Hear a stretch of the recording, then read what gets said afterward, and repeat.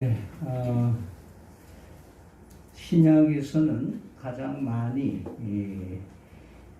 사용되어지고 가장 많은 사람이 외우고 있는 구절이 요한복음 3장 16절이라고 하면 많은 제자 훈련과 많은 헌신자들은 오늘 본문인 요한복음 12장 24절 말씀을 거의 다 암송하고 계시라고 생각되고 있습니다. 오늘 본문의 배경은 11장에서 베다니의 나사로를 살리시는 그런 사건 이후에 예수님께서 예루살렘으로 옮깁니다. 소위 예루살렘 입성을 하시는데요. 다른 공간 복음에서는 예루살렘 입성의 기록이 아주 많이 다양하게 기록되어 있는데 요한은 12절에서 15절 약 3, 4계절로 예루살렘 입성을 요약을 하고 있습니다. 그러면서 명절 때에 많은 사람이 예루살렘으로 들어오고 있는데 베다니 출신 사람들이 이동해서 예루살렘 와서 많은 사람들에게 소문을 퍼뜨리는데 바로 예수라고 하는 분이 나사로, 죽은 나사로를 살리셨다 하는 소문이 베다니 사람들로부터 퍼지기 시작을 했습니다.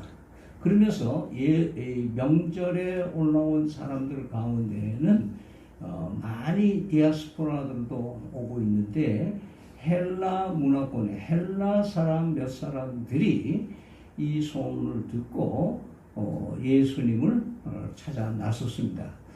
그 이유는 여러분이 잘 아시는 대로 헬라 문화권의 사람들은 논리적이고 과학적이고 납득이 가는 것만 믿고 살아왔는데 죽은 사람이 있다는 수준이 아니라 지금 살아있는 사람이 죽은 사람을 살린 당사자가 지금 이곳에 와 있다는 얘기가 이들에게는 상당히 궁금해서 이 예수님을 만났어야 하는 그런 절박함이 있었던 것으로 보여집니다. 그러면서 이 사람들이 헬라 문화 언어권에 있기 때문에 예수님의 제자 중에 빌립이라고 하는 헬라 문화권에 있는 제자를 만나서 예수님을 접견을 신청을 합니다. 그런데 빌립은 최연상자인 제일 나이가 많은 안드레에게 이 헬라 사람들을 안내해 줍니다. 그리고 다시 안드레는 이 헬라 사람들을 예수님에게로 안내를 해서 만나게 해 줍니다. 근데 이 사람들이 어떤 질문을 했는지에 대한 기록은 없지만 오늘 24절 바로 앞절에 보면은 예수님께서 그때 말씀하신 내용이 나오는데 인자가 영광을 받을 때가 됐다 이렇게 말씀하십니다. 인자가 영광을 받을 때가 됐다라는 말씀을 하시면서 오늘 진실로 진실로 내가 네게 이르노니 한 알의 밀이 땅에 떨어져 죽지 아니하면 그대로 있고 죽으면 많은 열매를 맺느니라. 앞뒤 문맥으로 봐서 분명히 예수님이 죽음에 대해서 얘기를 하고 계시는데 그 죽음이 영광이라고 하는 단어와 같이 사용되어지는, 다시 말해서 자신의 죽음과 하나님께 영광 돌리는 일과를 같이 묶어서 그래서 죽음이 영광된 것이다 라고 표현하는, 그렇게 할 수 있는 사람 바로 그분이 예수님이라는 것을 우리는 알게 됩니다. 그러면 어떻게 예수님의 죽음이 영광을 받는 때를 완성하는 것인가? 그래서 그 첫째가 예수님께서는 자신에 대해서 얘기하고 있는 것이 바로 24절 말씀입니다.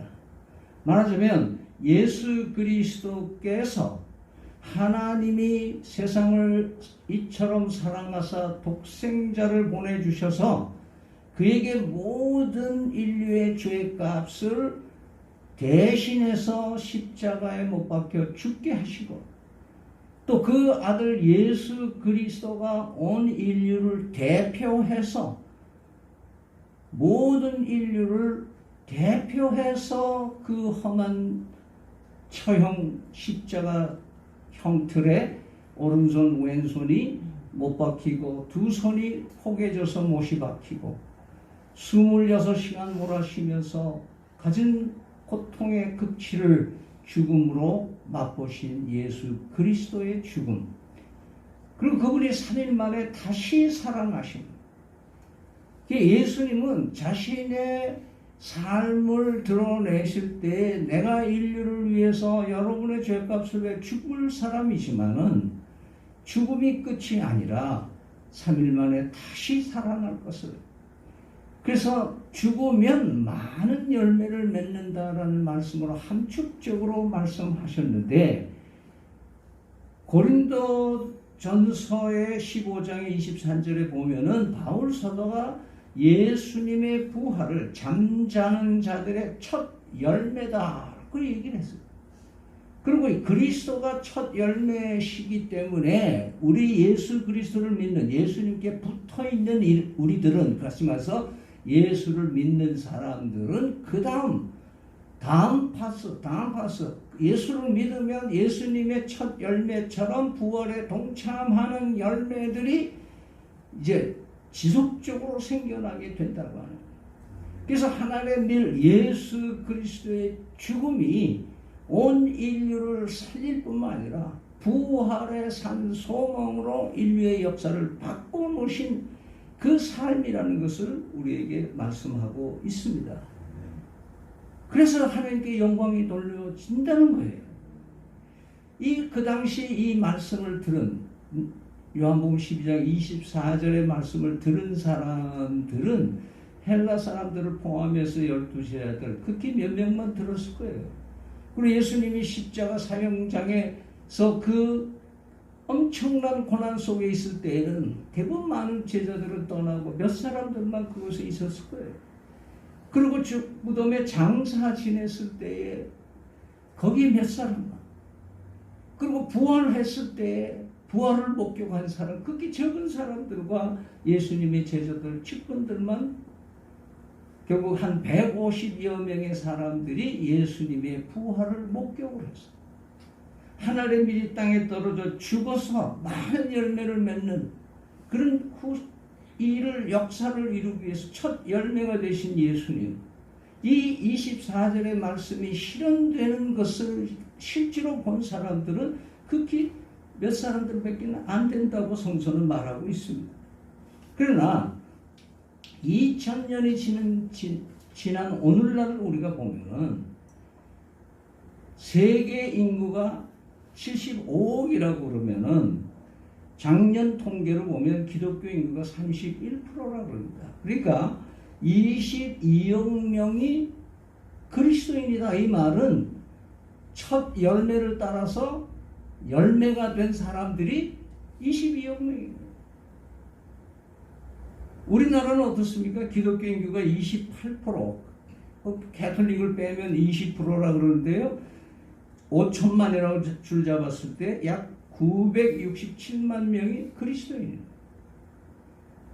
우리가 어떤 종류의 그리스도인인지 우리는 잘 모르지만은 통계가 그렇게 됩니다. 그럼 과연 예수님이 2000년 전에 극히 소수의 사람들에게 하늘의 미 땅에 떨어져 죽으면 많은 열매를 맺게 된다고 하신 그 말씀이 지금 우리가 볼 때는 진리구나, 그 말씀대로 됐구나, 할렐루야, 이것이 지금 우리 시대의 이 말씀을 우리가 묵상하는 데에 큰 은혜가 되는 것입니다. 두 번째, 오늘 본문에는 세상이 어떻게 바뀌느냐를 그 원리를 말씀해 주시는 거예요. 결론적으로 말하면 희생이 없으면 어떤 열매도 맺혀질 수가 없다라고 하는 말씀입니다. 흔히들 얘기하죠. No cross, no crown. 십자가가 없으면 왕관이 없다. 십자가가 선제되지 않으면 어떤 부활의 산 소망도 인류에게 주어지지 않는다. 그래서 기독교 정신을 십자가 정신이라고 하는 이유가 있는 거예요. 다시 말해서 하나님께서 자신의 전체를 우리를 위해서 내어버려 주시는 나버림의 사랑을 십자가에서 완성하셨다고 하는 그 십자가가 세상을 변화시키는 그 십자가는 어떤 십자가입니까? 로마서 5장에 보면 우리는 다 우리가 연약할 때 그리스도께서 우리를 대신하여 십자가에 죽으심으로써 하나님께서 우리를 향한 자기의 사랑을 확증하셨느라고 말씀하는 거예요. 그러니까 예수 그리스도의 죽음, 하나님의 밀로서 죽으신 것은 하나님이 우리를 얼마나 사랑하시는가를 증명해 보여주신 거고, 그 사랑의 열매는 희생과 나아버림의 사랑이 아니면 이루어질 수 없다고 얘기를 하고 있습니다. 우리가 가깝게 얘기를 하면 부모님의 사랑과 희생이 없었다면 오늘 우리의 존재는 별 의미가 없을 겁니다.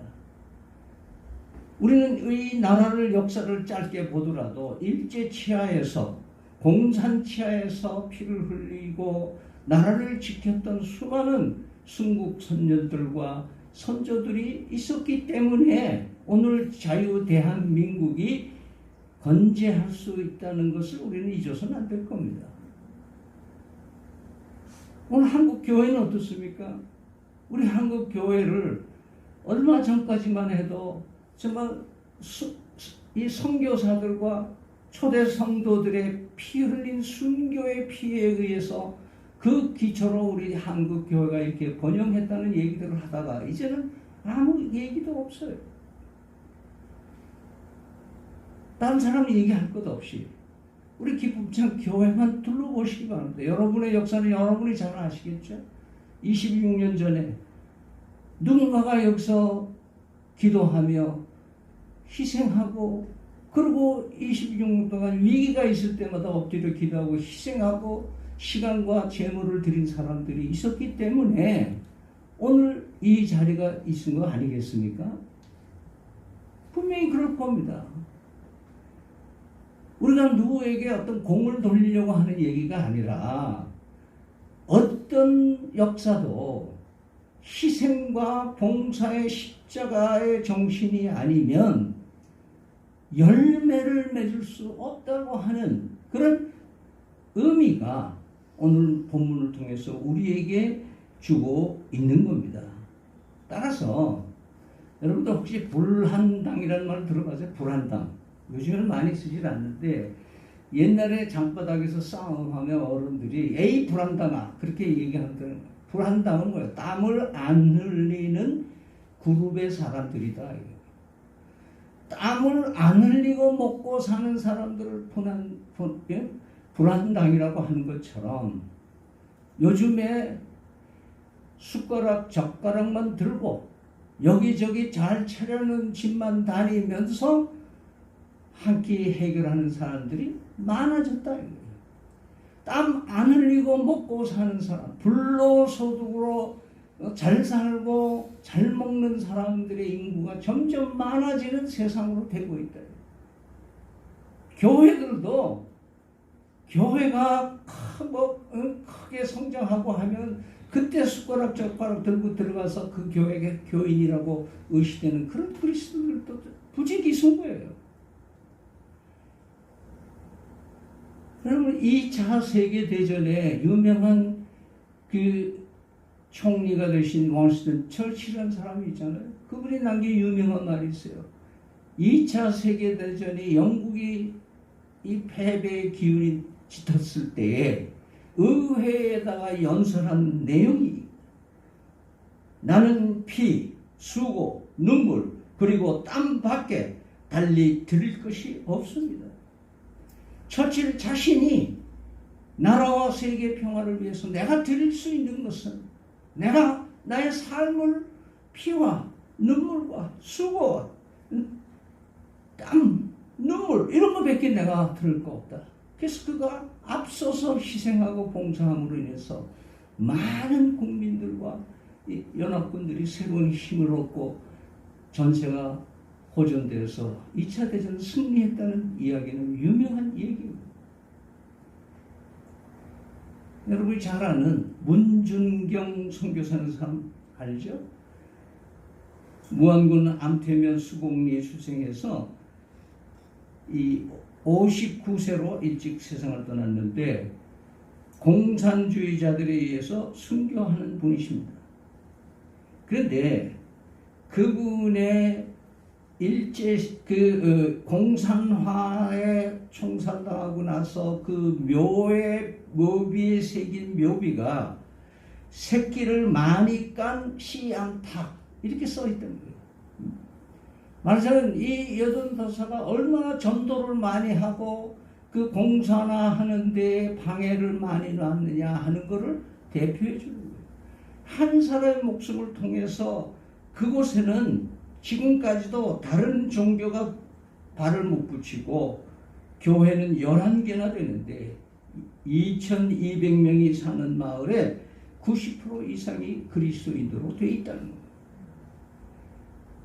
저는 늘노래 선교단들과 함께 불국사의 그 경주의 집회를 가는데 아주 충격적인 이야기를 들은 적이 있습니다. 여러분이 불국사를 가다 보면 주도로에서 좌회전해서 불국사로 올라가는데 그 바로 상거리 옆에 석조 건물로 교회가 하나 반듯하게 있습니다. 불교 도시인데 그 석조 건물이 구정교회라는 데예요. 그런데 이 교회가 어떻게 그 교회가 세워지고 지금까지 그 지역 사람들이 많이 그리스도인이 된가 하는 것을 그곳 수장로님 영감님한테 제가 직접 들은 얘기예요. 6.25 사변 때 남침이 계속되면서 경주가 함락되기 직전에 구정마을에 너 빨갱이가 온다 하는 소문을 듣고 다 도망을 갔는데 구정교회 청년들이 죽창을 들고 산에 올라와서 매복하고 있다가 그 인민군들하고 싸우다가 태반이 죽고 몇 사람만 살아남았대요. 그 후에 회복이 되고 나서 마을 사람들이 감동을 받은 거예요. 교회 청년들이 예수쟁이들이 이 마을을 지켰다. 그래서 너도 나도 하는데 예수를 믿는데 한때 5일장이 구정리에 생기는데 5일장이 주일날 생기면은 장이 안 선다는 거예요. 왜? 태반이 장사하는 사람들이 예수 믿는 사람 구정교회 교인들이 되노니까 문을 안 여는 거예요. 그래서 장사가 안 됐다는 얘기를 하는 거예요. 하늘의 미래 삶이 어떤 영향을 주느냐 하는 거예요. 여러분 오늘 공항삼 3호 얘기했지만은 늘노래는 저에게 아무 무슨 크레딧이 있는 게 아니에요. 그 초창기 창립했던 그때 오리지널 멤버들이 하늘의 밀처럼 생활비 걱정 안 하고 먼저 그 나라와 의를 구하면 모든 것을 하나님이 주시겠지 하는 믿음 하나 가지고 하늘의 밀처럼 20년씩 썩었기에 그들을 통해서 수많은 영혼들이 주님께 돌아오게 된 역사가 이 24절 오늘 본문을 말씀하고 있는 것입니다. 오늘 우리의 삶 속에서 여러분들이 어떤 삶의 태도로 살 것인가? 내가 내 차례가 됐을 때 기분찬교회 교인으로서 대한민국의 국민으로서 내 지역사회 주민으로서 이제는 내가 살아야 할 책임인데 나는 불안당으로 젓가락만 들고 살아가는 사람 아닌가? 남 잘 될 때 기다렸다가 그냥 슬쩍 가서 거기에 편입해서 나도 같이 무임승차하는 그런 그리스도인으로 살아가는 건 아닌가 하는 것들을 우리 스스로 한번 돌아볼 수 있어야 될 겁니다. 하늘의 밀이 죽어야 많은 열매를 맺습니다. 그리스도인들이 가장